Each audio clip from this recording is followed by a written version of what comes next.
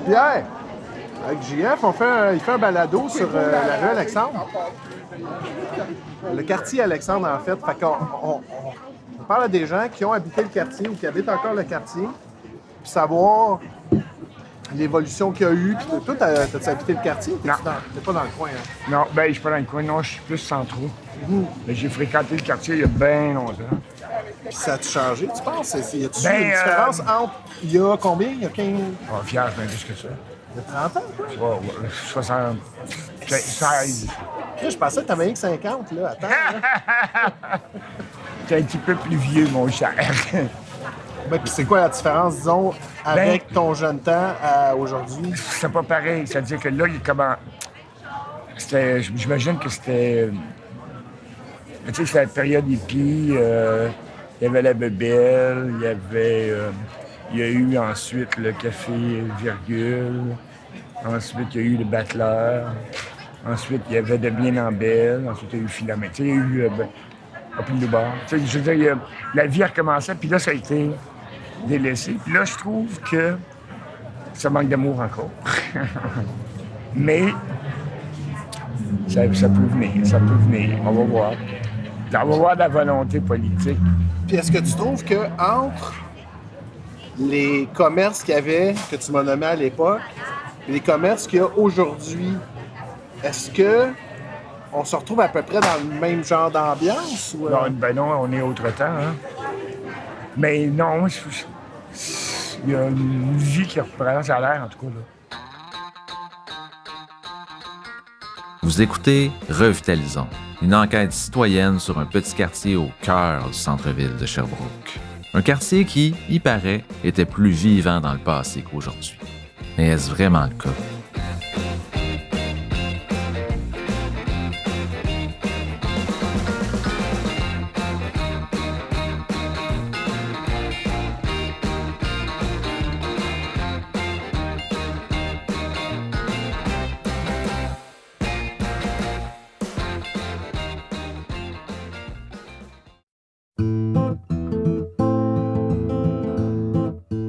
Je vais vous faire une confidence. J'ai toujours été à la fois curieux et nostalgique. Et c'est peut-être pour ça, qui sait, que je suis historien depuis plus de 10 ans, en plus de tout le reste.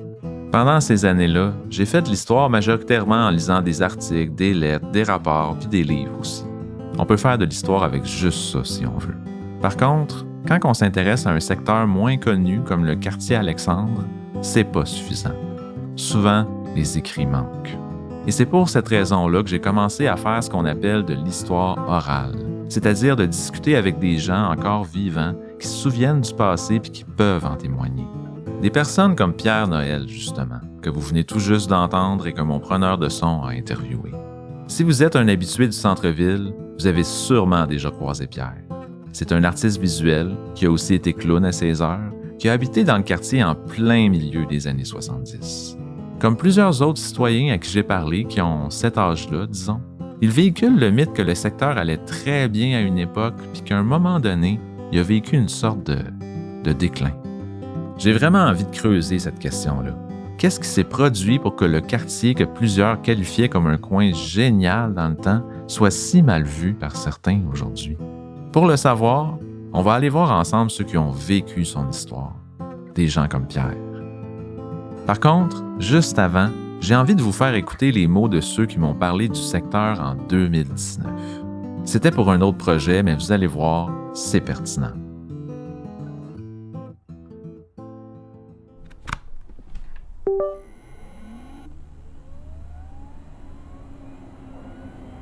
OK, fait que je pense que tout est là. Je viens juste de plugger mon disque dur. Puis pour vous sauver du temps, évidemment, ben j'ai placé les extraits, les fichiers d'archives déjà sur une ligne de montage pour vous montrer les extraits que j'ai gardés.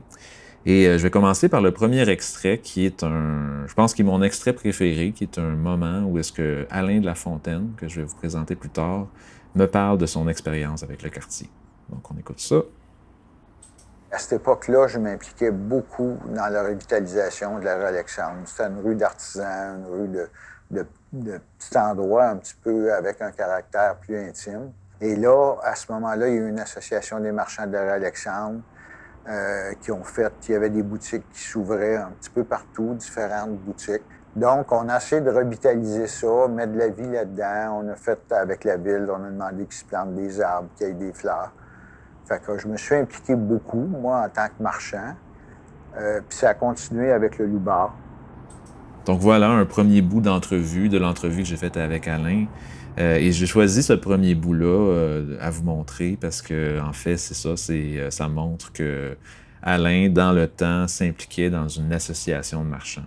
Et ça montre que dans le temps, bien avant notre comité qu'on a fondé, moi, Émilie et d'autres commerçants, et bien avant le comité de François, bien, il existait des associations, des groupes qui avaient, un peu comme nous, cette idée-là de faire du bien à la rue, de faire du bien au quartier, puis de le revitaliser. C'est vraiment intéressant qu'ils utilisent ce mot-là, revitalisation, parce que ça montre que l'idée de revitaliser, c'est pas quelque chose qui est nécessairement récent ou actuel, mais que c'est une idée que les gens avaient dans le passé. Et ça remet aussi en question l'idée que le quartier, dans les années 70 et 80, vivait une époque quasiment parfaite, quasiment un âge d'or. Non, c'était pas parfait, tu sais, évidemment. Et c'est intéressant tout ça. Puis je vous ai gardé un autre bout qui, à mon avis, est le plus grand punch.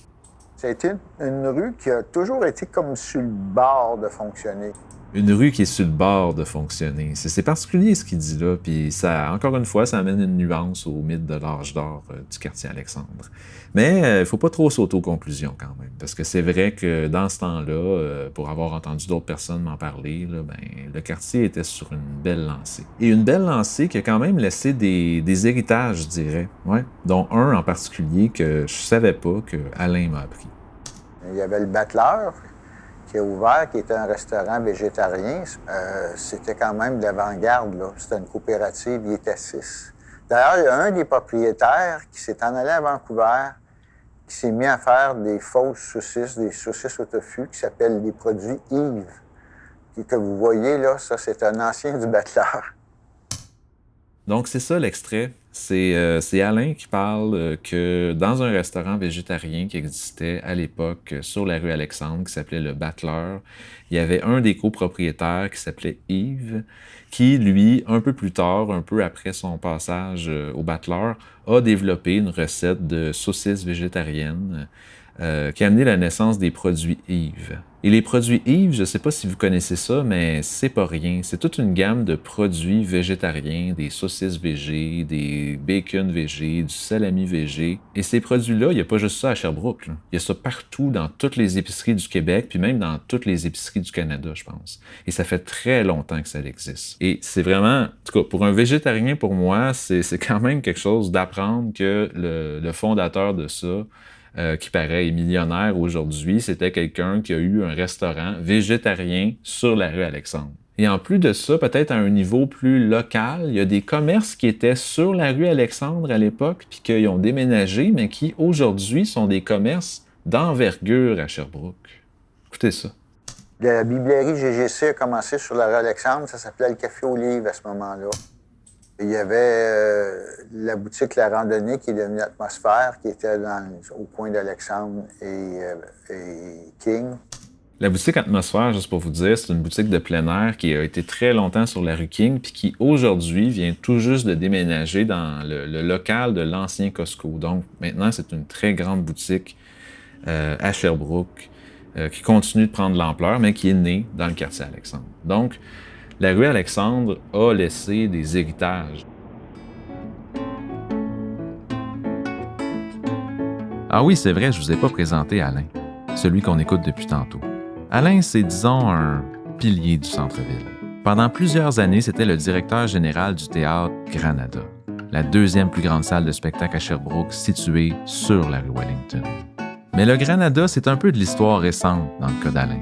Parce qu'avant ça, c'était le copropriétaire du Loup-Bar, directement sur la rue Alexandre. Et encore plus loin dans le temps, il avait également ouvert une boutique d'artisanat au même endroit. Beaucoup m'ont parlé de cette boutique-là. Par contre, dans tout ce qu'Alain a fait dans le quartier, je pense qu'il ne faut vraiment pas sous-estimer l'impact très important du Loup-Bar. C'était un bar décontracté qui, pendant un temps, a même accueilli une discothèque à l'étage, imaginez. Dans les années 90, ça a déménagé ailleurs au centre-ville, Mais à l'époque, ça amenait vraiment beaucoup de vie dans le quartier. Il paraît même qu'il y avait des spectacles avec des artistes connus comme Richard Séguin, puis en fouillant dans les journaux, j'ai aussi vu qu'il y avait des soirées de poésie des fois. Donc, pour une rue qui était sur le bord de fonctionner, c'était quand même pas si pire que ça, la rue Alexandre, dans les années 70 et 80. Mais un jour ou l'autre, j'imagine, il a dû se passer quelque chose. Il a dû arriver un événement ou des circonstances qui ont fait que le quartier a comme pris une débarque, si on veut. Malheureusement, Alain ne m'a pas parlé de ça dans les archives que j'avais de lui. Par contre, Lucie Bisson, la copropriétaire d'Affleur de Vie, le commerce numéro 1 de produits naturels sur la rue depuis, je pense, 30 ans, m'avait expliqué ce qui était arrivé très clairement quand je lui avais fait une entrevue téléphonique pour un article sur le secteur. Pardonnez la qualité du son. C'était pas enregistré pour être dans un balado. Il y avait plusieurs petits commerces. Les gens venaient sur la rue, le bachelor, tous disparus. Tout le monde est parti.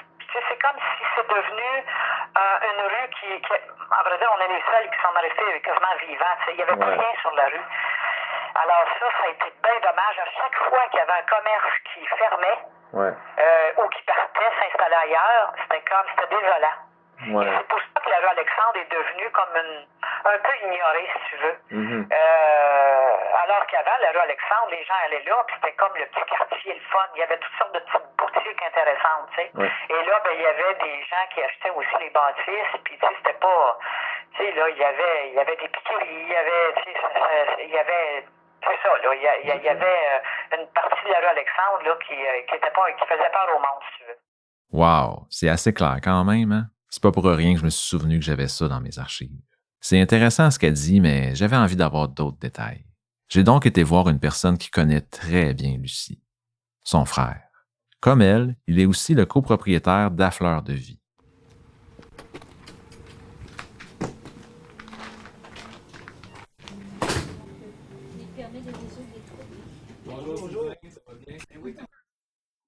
Je pense que dans toutes les années que j'ai été dans le quartier Alexandre, puis dans tous les commerces que j'ai côtoyés, le visage de Sylvain est vraiment celui que j'ai vu le plus souvent. On a discuté pendant quelques minutes, puis à un moment donné, je suis entré dans le vif du sujet, le fameux déclin du secteur. Qu'est-ce que tu trouves qui a évolué? Parce que moi, des fois, on me dit que quasiment dans les années 70, il y avait un âge d'or dans le quartier, puis là, ça a décliné, puis là, aujourd'hui, ça va mieux. Qu'est-ce que tu penses de ça, de l'évolution du quartier? Il y a eu une époque, écoute, je l'avoue, ça fourmillait beaucoup. Il y avait le post-scriptum, il y avait plein de petites boutiques à l'époque. C'était vraiment... Ça bougeait beaucoup. Puis là, tout a fermé, je sais pas pourquoi, mais ça a comme un après l'autre. Et là, à un moment donné, tiens, là, ça revient. Il y a tout ça, il y a des petites boutiques qui s'installent, il y a eu beaucoup d'aménagements quand même. Il y a eu vraiment, là, au bord des rues, avec le parc aussi, qui s'est vraiment, je trouve, amélioré. Plus invitant, plus sécurisant. La piste cyclable, tu vois, nous autres, elle arrive juste ici sur le coin. Il y a beaucoup de petites familles qui se sont venues s'installer dans le coin avec des valeurs. Tu sais, vraiment, je trouve qu'il y a une énergie là, qui se développe vraiment. Ça revient, là. Tu as l'impression que ça revient. Oui. C'est assez éclairant, tout ça. Puis ça permet de nuancer un peu. C'est comme s'il y avait eu un déclin, oui, mais qu'en ce moment, les choses revenaient. Mais en même temps, ça dépend des points de vue. Est-ce que le regain que le quartier vit en ce moment peut être comparable à ce que le quartier était dans les années 70 et peut-être même 80? Pour répondre à ça, laissez-moi vous montrer un autre extrait de la marche que j'ai prise avec François. Pour lui, je pense que c'est clair. Même si c'est mieux qu'il y a 10 ans dans le quartier, c'est pas du tout pareil comme dans le temps. Quand je venais ici dans les années 80, 78, 79, 80, ici, c'était plein de monde. Il y a plein de monde qui marchait partout. Là. Ah ouais, c'est... Non, il n'y a plus personne. Là, on est dimanche, c'est ça, vous dites c'est dimanche. OK, du point de vue du moment où est-ce que j'ai interviewé François, c'est-à-dire un dimanche après-midi, selon lui, le quartier est pas très vivant. Et je dis bien son point de vue du moment, parce que je pense pas qu'il dirait littéralement qu'il y a personne dans les rues du secteur. Je pense que c'est une question de contraste. Peut-être que les moments un peu tranquilles qu'on connaît des fois dans le quartier, pas toujours, ça arrivait jamais avant. Et peut-être que les moments bien animés aujourd'hui, c'était rien comparé à ce que c'était dans le temps. Ça évolue, hein? Il y a eu une grosse baisse, tu sais, dans les années 90-2000, je pense. Non, ça a commencé les années 80. La crise, c'est 82.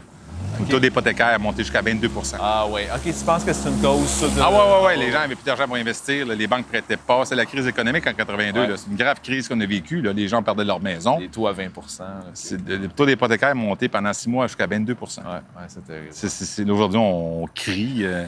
On crie, c'est 2,39. On monte à 4,5. Mais moi, ma première maison que j'ai achetée, un duplex, je payais du 11,75 % pendant 5 ans. François a vraiment le mérite d'être très clair. Je le crois très bien quand il dit que la crise des années 80 a eu un effet très négatif sur le quartier.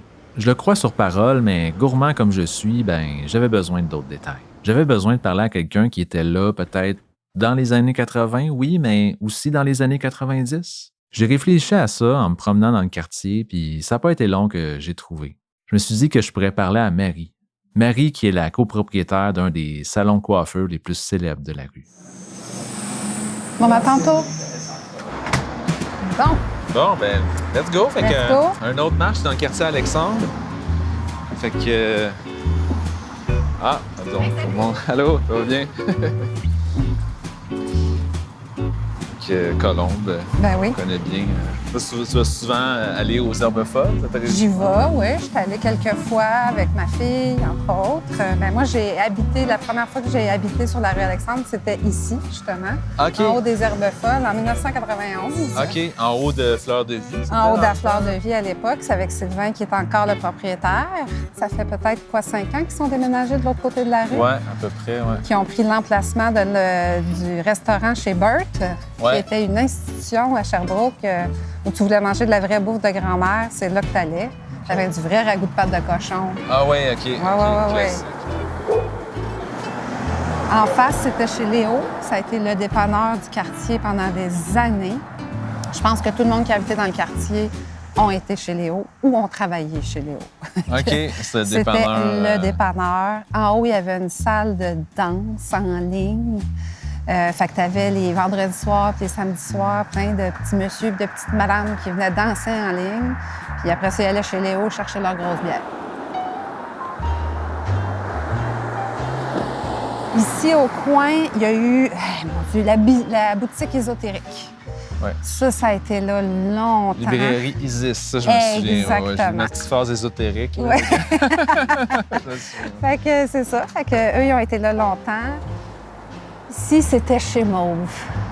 Chez Mauve? Okay. Chez Mauve. Elle avait peint la façade mauve. Tu rentrais là, c'était le paradis girly. Il y avait tous les bijoux. On n'avait pas Internet, là, hein? On s'entend, là. Fait que tu ne pouvais pas commander sur Amazon, là. Elle avait toutes les bijoux. J'ai des bagues encore que j'ai achetées chez Mauve. Ici, on avait le coin d'Italie. C'est vrai, oui, ça, eux autres sont déménagés. Fait que le coin d'Italie a été là pendant tout près de 20 ans. C'était une épicerie fine italienne. Fait que ça a été longtemps. C'est parti à peu près, je te dirais en 97-98, quand tout a chié. Marie n'en marche pas ses mots.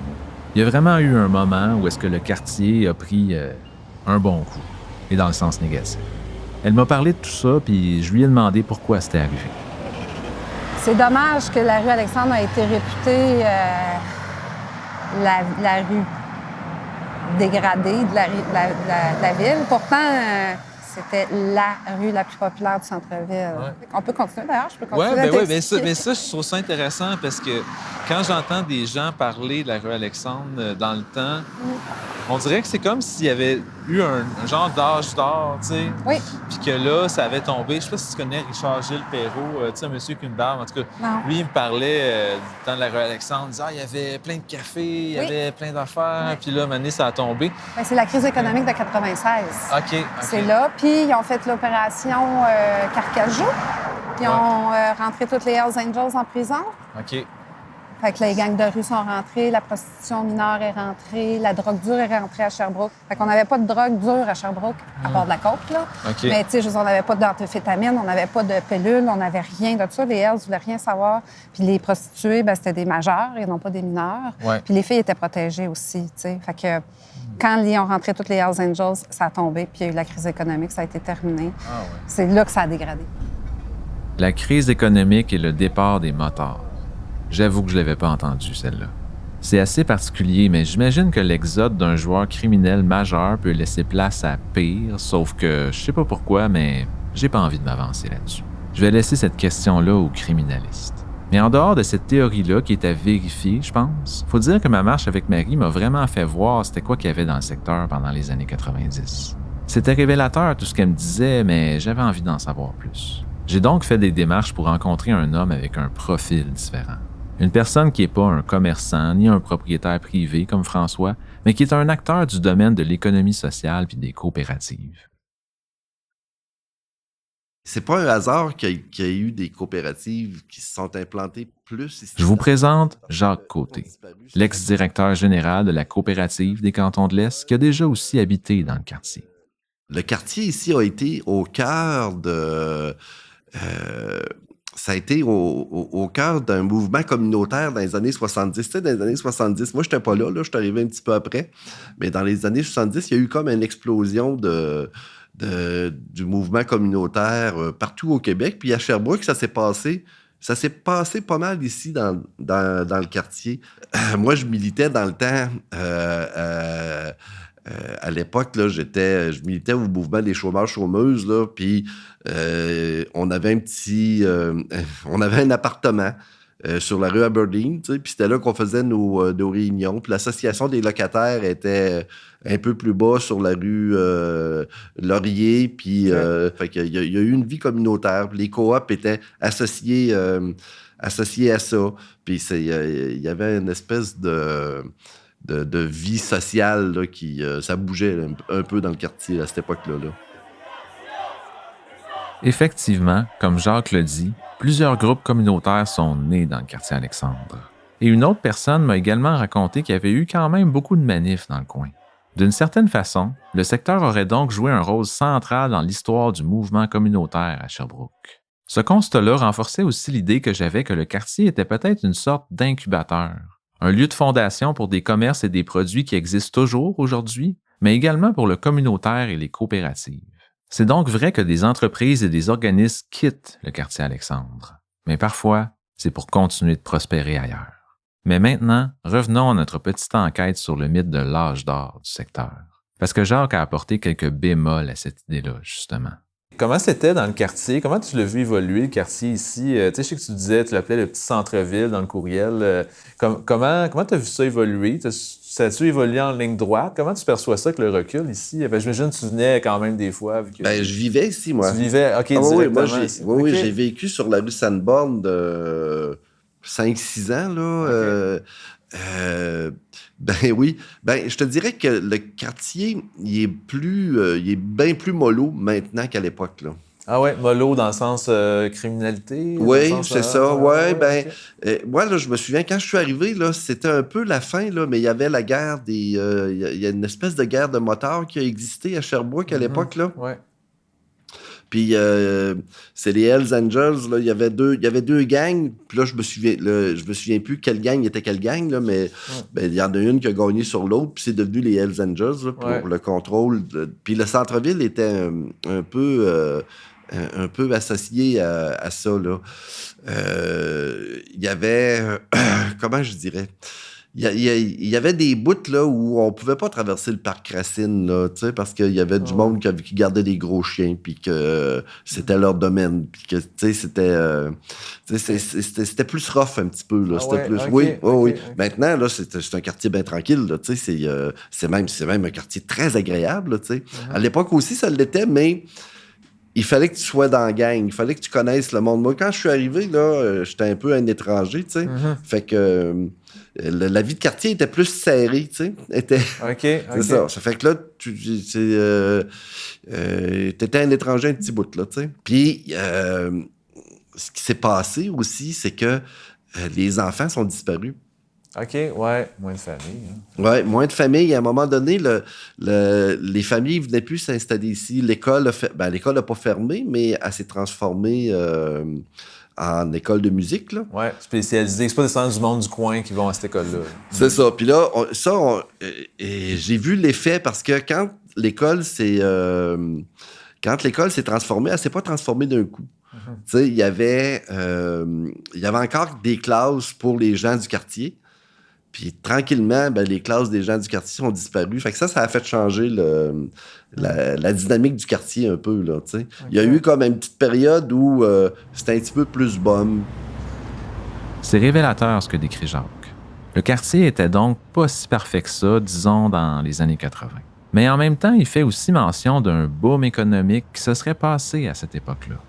Dans les années 80, sur la rue, ici, il y a eu un petit boom économique, que je dirais. Là. La ville a investi un petit peu, puis il y avait toutes sortes de commerces un peu plus in, là. Puis le Loup-Bar, il y avait beaucoup de gens qui se rassemblaient là. Il y avait ceux-là qui veillaient tard le soir, mais il y avait beaucoup de gens aussi au 5 à 7. Là. C'était la période des 5 à 7 après le bureau. Là.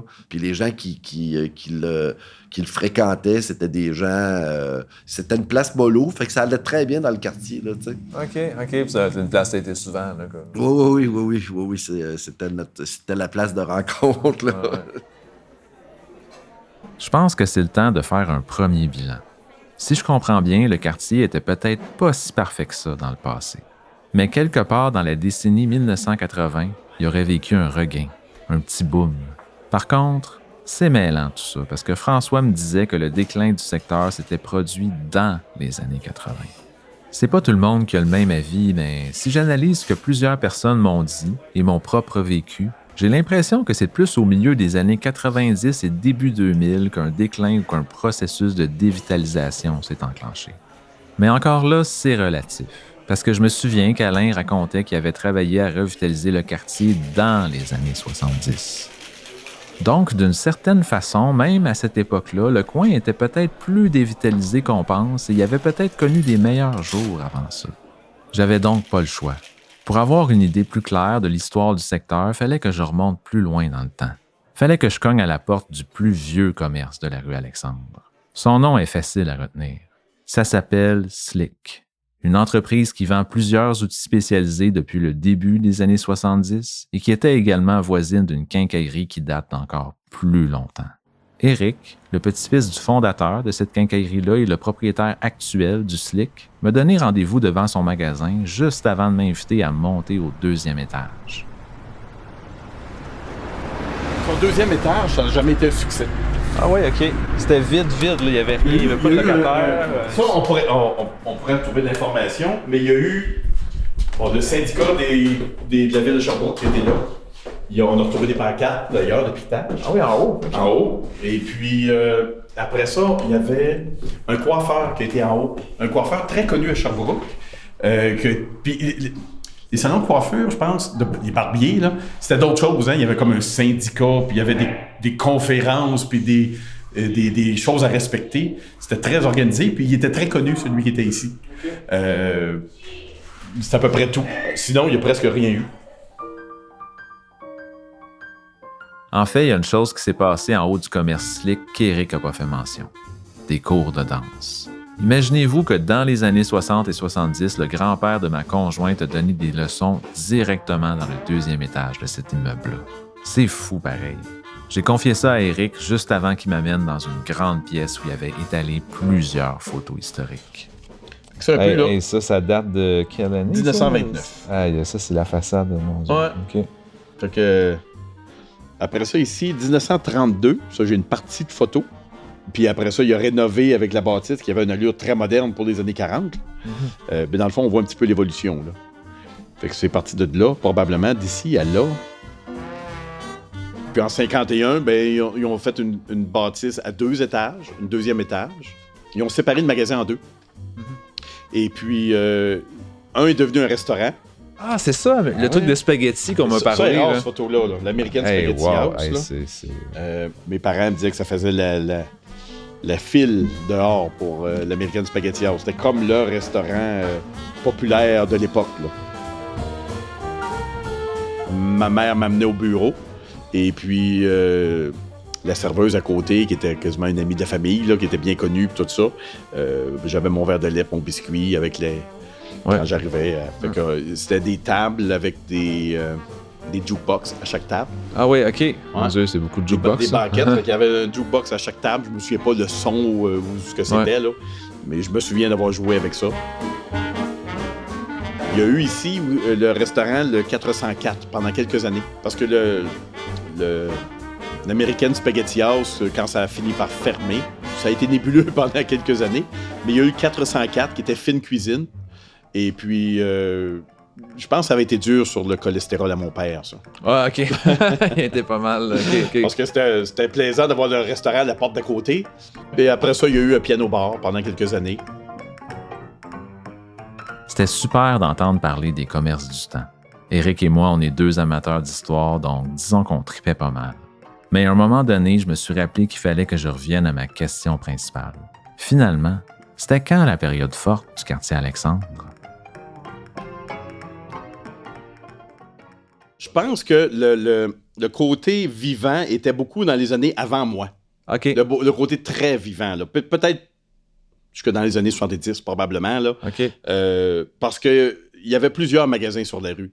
Puis le magasin assez important qui, des fois, existe encore aujourd'hui, ont existé pendant de longues périodes.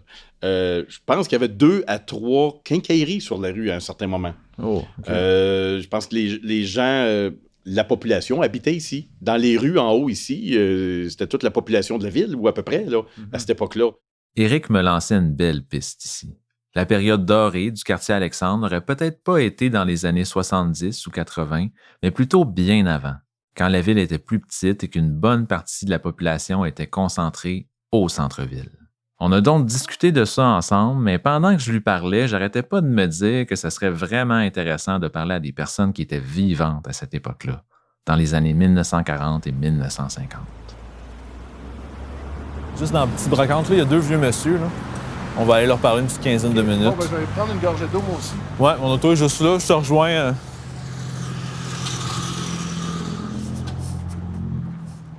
Bonjour, monsieur. Comme je vous dis, j'avais dit que je reviendrais. On est passé un petit 15-20 minutes avec vous autres. Si vous voulez marcher, là, puis montrer les places. Ouais, pouvez-vous me faire une petite visite guidée? Parce qu'on est pas mal. Ça fait 47 ans du restaurant Alexandre. J'ai resté 17 ans là. OK. 32 ans là-bas. 47 ans, wow. Puis écoute, depuis 47 ans... C'est le petit vieux de la rue Alexandre. C'est le petit vieux là. Il y en a un peu plus vieux que moi, là. C'était-tu mieux quand vous étiez petit? Moi, dans mon temps, là, dans ma jeunesse, là, une belle jeunesse, on avait de fun, ça coûtait pas cher. Ah ouais. 2 hot dogs, ça coûtait 1 pièce, une liqueur 5 cents. Ouais. Ah, c'est la plus belle vie que j'ai jamais faite. Ah ouais. Y a-tu des commerces que tu te souviens que t'allais, comme quoi, par exemple, qu'il y avait sa rue? Ici, il y avait le mieux. On allait acheter le mieux ici, puis à la taverne. Chez vous, monsieur, on va... C'était assez particulier comme moment. Dès qu'on est entré dans la brocante, les 2 messieurs ont tout de suite commencé à nous raconter des anecdotes du temps. Pendant que David, mon preneur de son, parlait avec un des 2, j'ai passé du temps avec l'autre qui s'appelait Denis. Il m'a fait voir à quel point la rue était un autre monde à l'époque. Juste pour vous dire, l'homme avait 80 ans. Donc, quand il me raconte sa jeunesse, c'était dans les années 50 et peut-être même 40.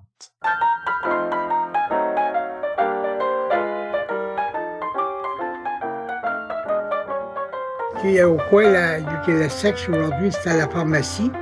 Il y avait une pharmacie là. Ah ouais, fait que aujourd'hui, on dit qu'au centre-ville, il n'y a pas de pharmacie, puis c'est un problème. Fait que où est-ce que le sex shop, il y avait une pharmacie? Il y a une pharmacie, la pharmacie Thibault. Mais avant, c'est une pharmacie. Ouais, il y en a plus.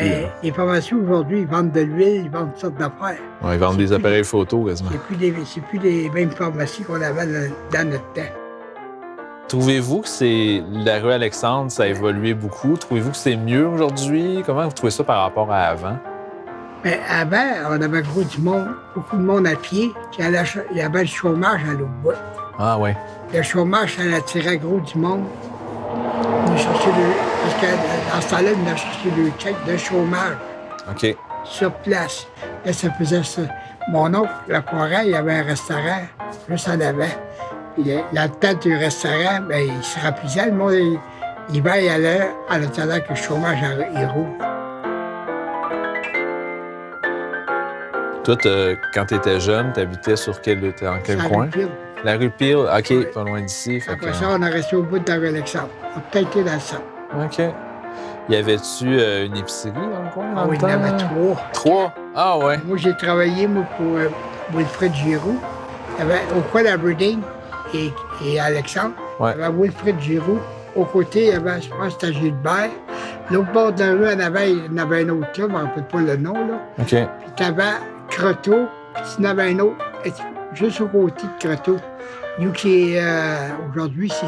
Alphonse Croteau, c'est ça le nom de la rue? Une ruelle qui s'appelait la rue de Croteau, oui.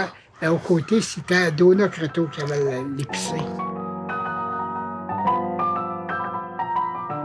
Y avait-tu des places pour que le monde se rencontre, des bars ou des cafés? Y avait-tu ça pas mal? Il y avait des Saint-Alexandre, il n'y a pas eu grand bar à part du Loup-Bar.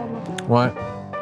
Même dans le temps, bien avant le Loup-Bar, dans les années 70, ce point-là. Il n'y avait pas de bar à Saint-Alexandre. Okay. Des dépanneurs, des épiceries. Puis des cafés, il n'y avait pas ça non plus. Non. Aujourd'hui, c'est rendu en mode, là. Ouais, les cafés, c'est la grosse mode. C'est rendu plus... ça, tu voyais ça avec à Montréal, ces affaires-là. Là, c'est rendu ici.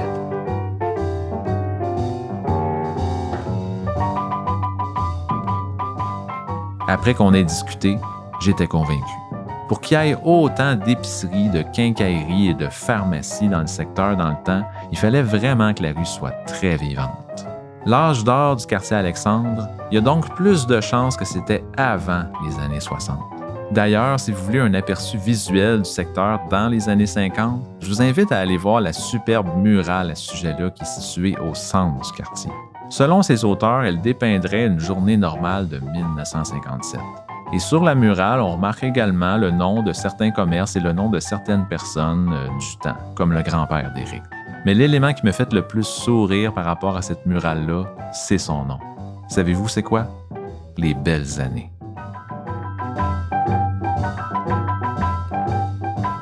En fait, il reste une question à répondre, je pense. Une question importante. C'est quoi qui a causé la fin de ces belles années-là?